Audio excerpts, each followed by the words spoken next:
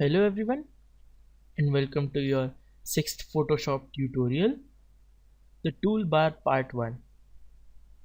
In this tutorial, we will get to know about the various tools available here in the toolbox, and we will get to know what the functions do they perform. So let's start. The first tool over here is the Move tool. The Move tool can be used to select and move objects around in the area, adjust them and set them in the places that we want them to be. The second tool over here is the elliptical marquee tool. Now this tool is used to make elliptical shaped selections. This software is well known for its quality of selections because this software can help us make very outstanding selections, the most basic of which is the elliptical marquee tool, which helps us make elliptical selections. You can just left click anywhere, hold and drag your mouse to create an ellipse,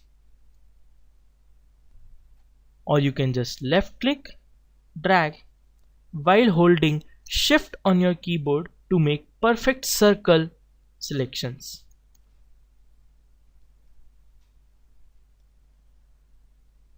If you have made any wrong selection, you can deselect all the selections that you have made by pressing Ctrl plus D on your keyboard.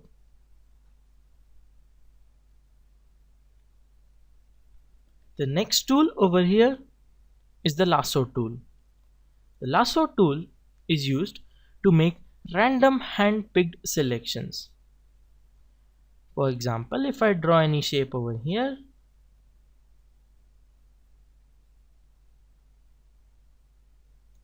and then you can see in exact that shape the selection got made. We can press Ctrl plus D again to deselect it. Now the next over here is the quick selection tool.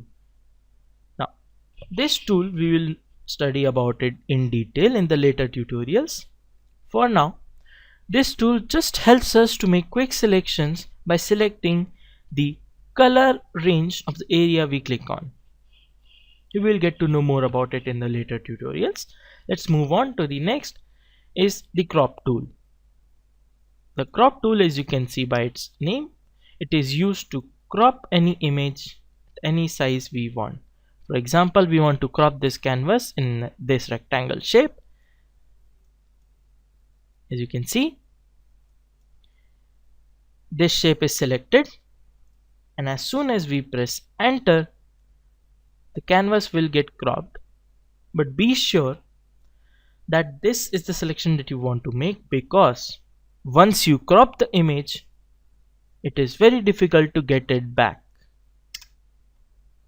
So if we press enter, the canvas got cropped in a portrait type selection. To revert it back, you can press Ctrl plus Z on your keyboard to get it back to the way it was. For example, if you have made more than one crop, if you press Ctrl plus Z, it will just take you one step back. So what if you want to go back to the first step on how the canvas was originally?